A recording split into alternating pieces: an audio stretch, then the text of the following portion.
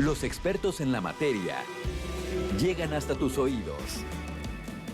El tema del día, a primera hora.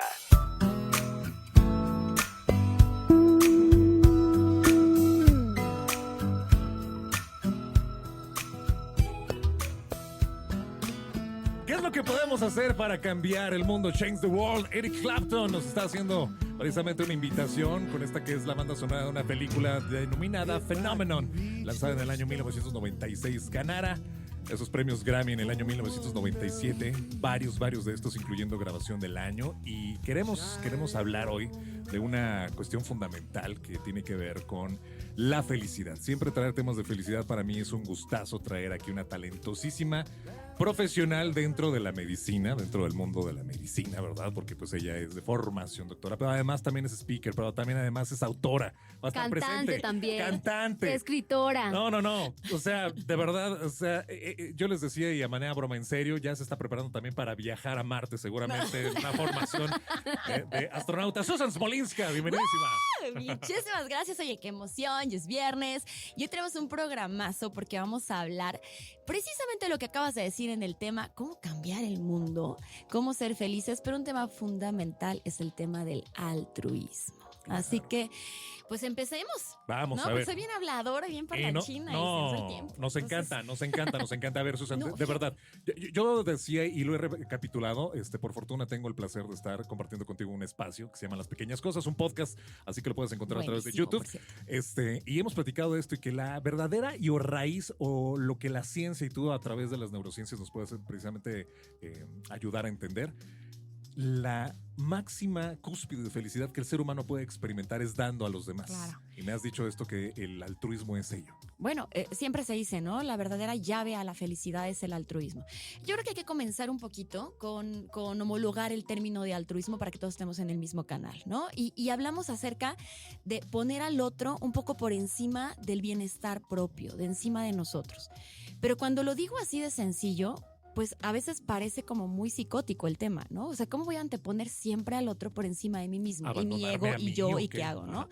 Entonces, en la ciencia se dividió el altruismo en 5 tipos de altruismo distintos. Y creo que eso es muy importante que nos entienda la audiencia. El primer tipo de altruismo es el protoaltruismo. Este altruismo significa la ayuda que le damos, por ejemplo, a nuestros hijos. Es un altruismo natural, es algo nato. Es decir, yo antepongo mi sueño para que el bebé pueda comer, por ejemplo, ¿no? Entonces me dejo yo en segundo lugar por cuidar a ese pequeño. Es algo nato que traemos así automáticamente en la genética, ¿no? Por supervivencia y por naturaleza. El otro altruismo, que es el común que nosotros conocemos, es el altruismo constructivo, generativo. Este altruismo significa ayudar a la persona que tenemos enfrente, donar algo hacia el bien común. Ese es el tipo de altruismo que nosotros conocemos y listo. ¿Cuáles son los otros 3 tipos que nos meten en conflicto? El altruismo conflictivo es este altruismo donde nos interesa la otra persona, pero no nos interesa lo que él quiera. Nos interesa ayudarlo, pero un poquito más allá de lo que él realmente necesita.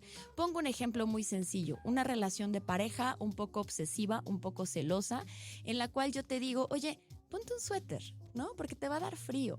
Cuando por dentro estoy pensando que no se vea tan llamativo, ¿no? Pero yo te estoy ayudando, yo te estoy haciendo un bien, te estoy dando una ventona a la escuela para que no viajes en camión. ¿Pero realmente tú quieres eso? O sea, es un altruismo porque yo busco una compensación, una ventaja saco de ello. Exactamente, ¿no?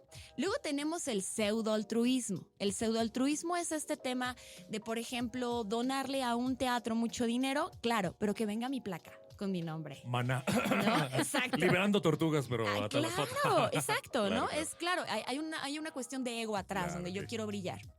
Y finalmente tenemos un altruismo psicótico.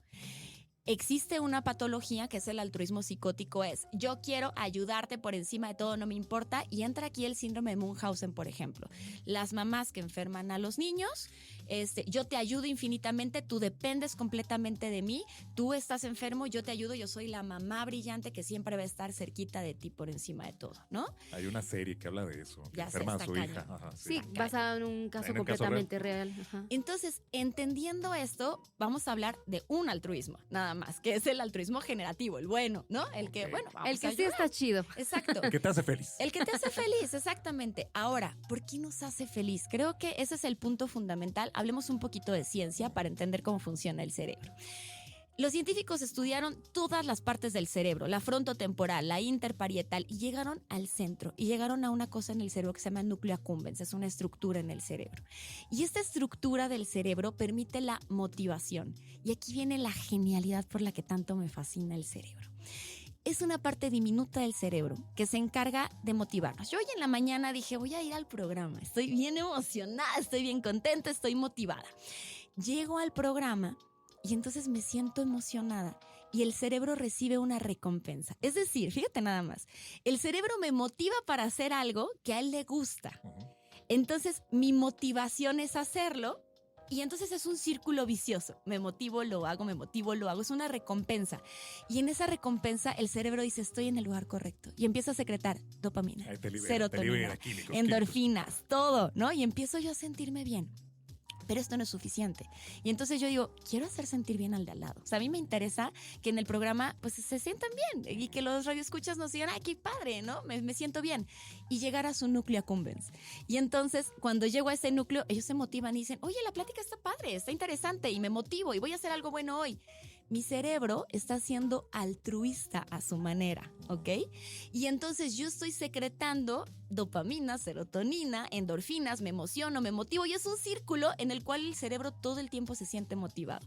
Pero hay algo todavía mejor que todo esto. Y es el cerebro empieza a eliminar radicales libres. ¿Esto qué significa? Que no solamente me ayuda a ser feliz, me ayuda a mantenerme joven, me ayuda a retrasar el envejecimiento.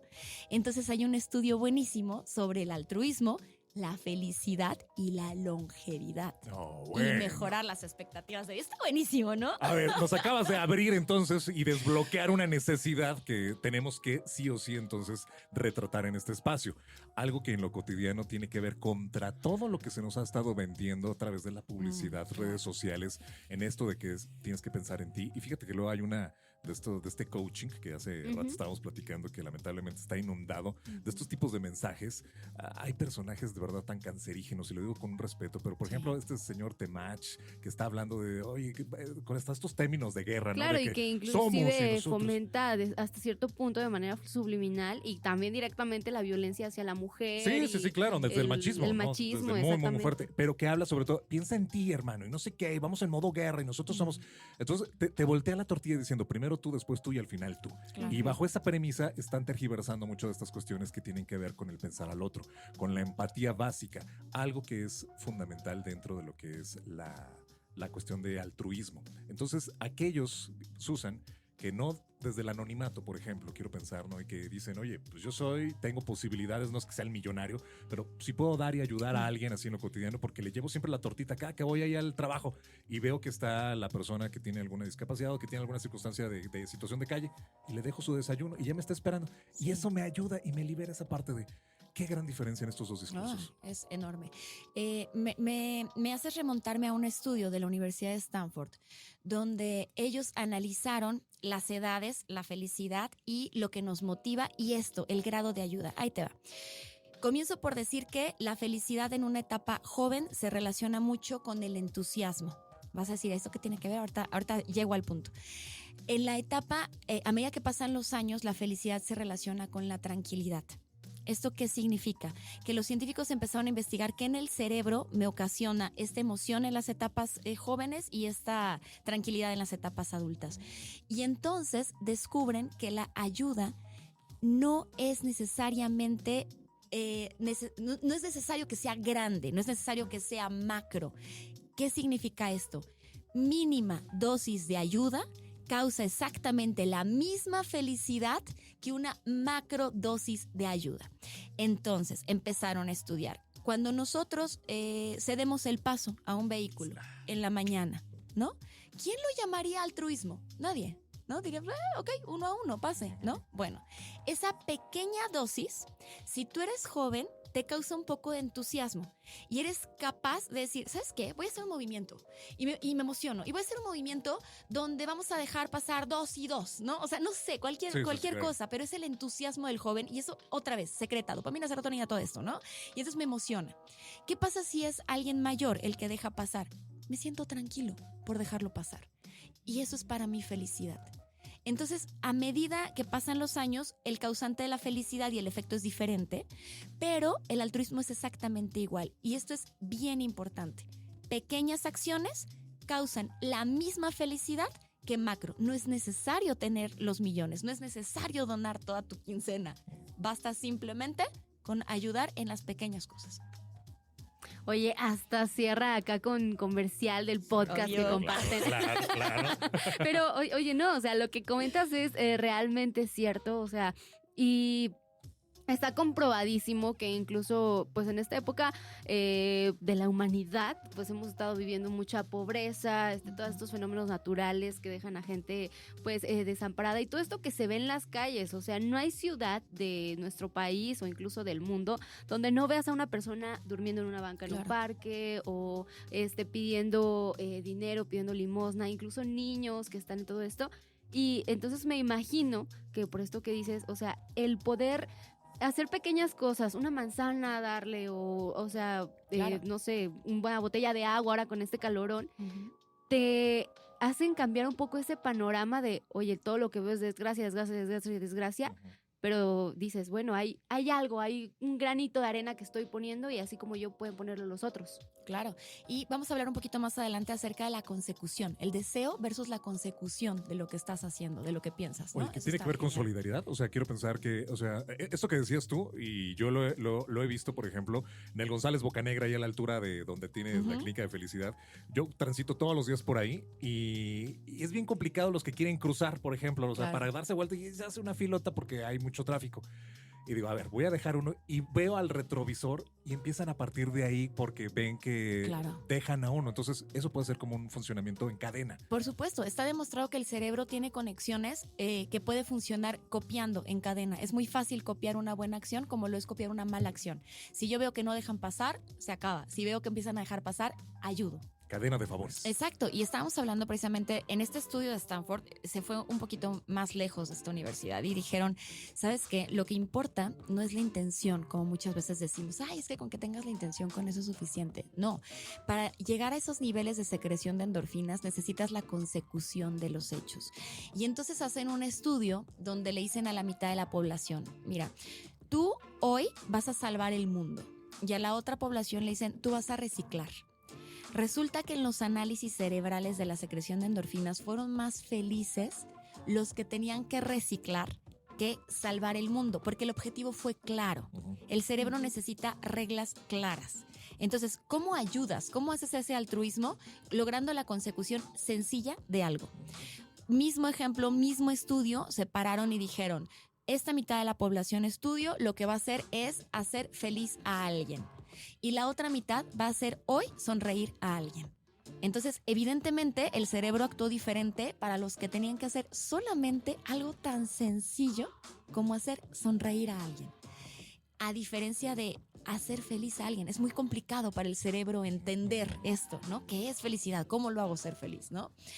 Y bueno, nos tenemos que ir un poquito atrás porque ya sabes que amo la filosofía. Entonces, desde siempre, Sócrates, Platón, Aristóteles, ¿no? Se preguntaron, oye, ¿el altruismo, seamos sinceros, es algo que ya viene dentro de nosotros o es algo moral? Es un concepto de que está bien ayudar, ¿no? Se ve bien, se ve nice, se ve cool, ¿no? Ok.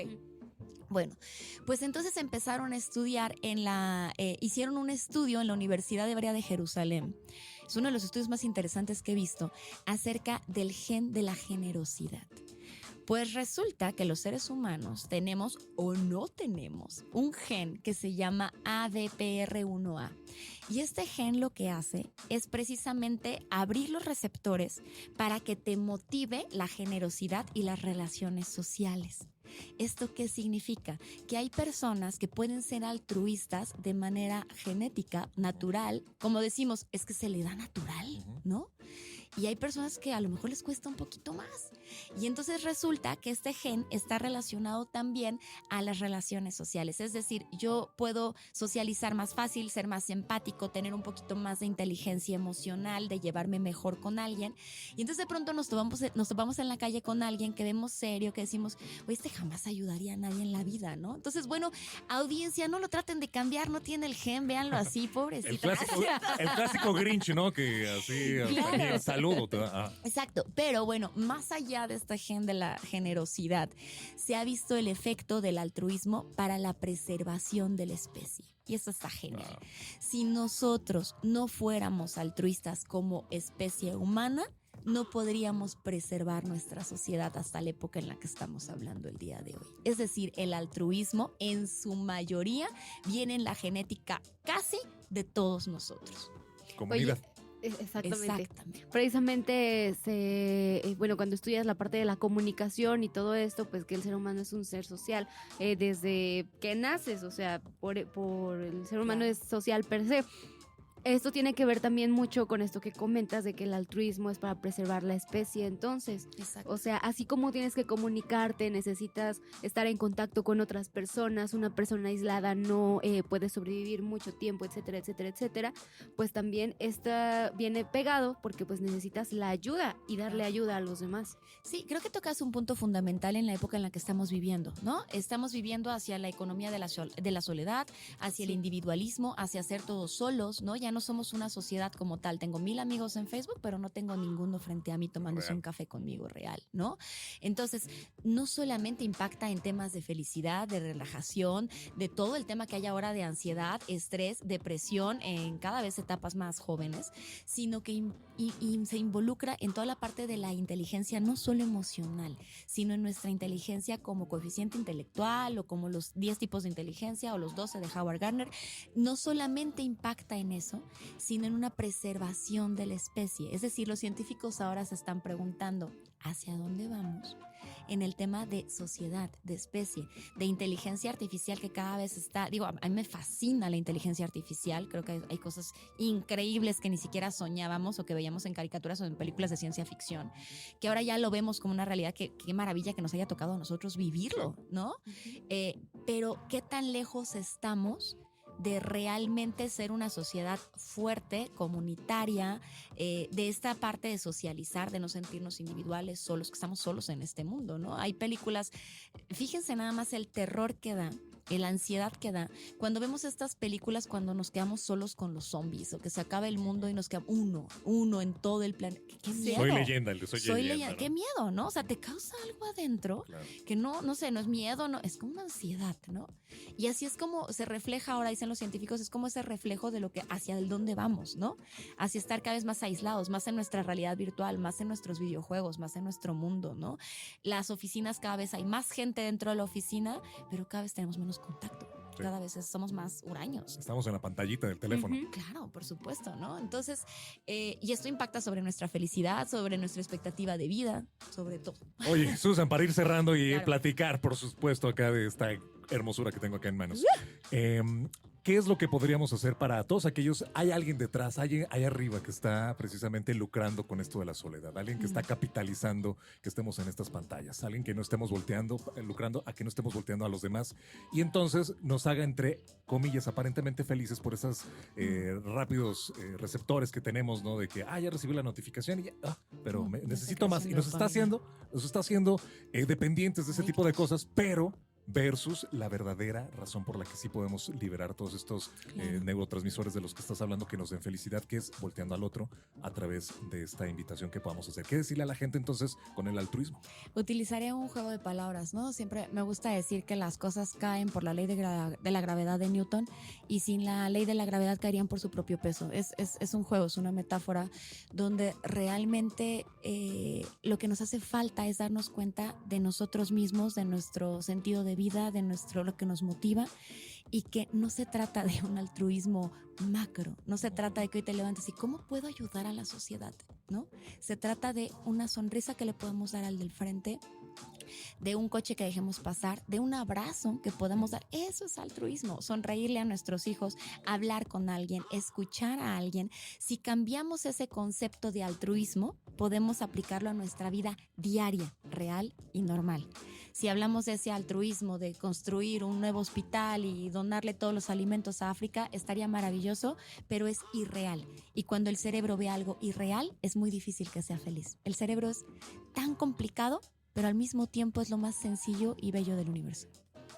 Sin más, cerramos ahí esa charla. Susan Smolinska, qué gustazo de verdad con esta charla, pero no te vas sin hablarnos de Instantes. A ver, tengo aquí en mis manos este poemario fascinante y además lo empecé a abrir y le quité el blister del que venía y de verdad, qué cosa más bonita entre el papel, la producción y además las ilustraciones. Platícame qué es Instantes. Instantes, como bien sabes, en las pequeñas cosas. Instantes es disfrutar de lo más sencillo que tenemos gratis, que tenemos enfrente, que se nos escapa por la velocidad. Instantes es un libro inmersivo, es un libro que tiene un arte gráfico de Artemisa Ferrer diseñado especialmente para cada uno de los poemas. Está dividido en estaciones porque precisamente mientras recorres este libro, que lo puedes leer en 5 minutos o lo puedes leer en 3 años, porque es un libro no de un centón, atraviesas las 4 estaciones y al final de este libro te das cuenta que pudo haber pasado un instante, que pudo haber pasado un año, como las 4 estaciones, o una vida entera.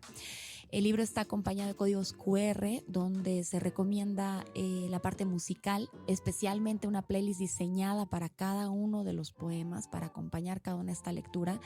Y lo que pretende es quitarnos el asedio de la velocidad del mundo que nos rodea y sumergirnos por primera vez en la magia de la poesía y del romanticismo que a veces le dejamos tan distante de nuestra vida real. Además, no es la única publicación que tienes, ya tienes muchísimos libros más, así que de verdad poder estarte buscando, disfrutar de lo que nos estás ofreciendo y bueno, pues, ¿dónde te pueden encontrar? Música, además, todo. Todo a través de mis redes sociales, Susan Smolinska, así como suena, así lo pueden buscar en cualquier canal y en cualquier plataforma digital. Muchísimas gracias por estar aquí.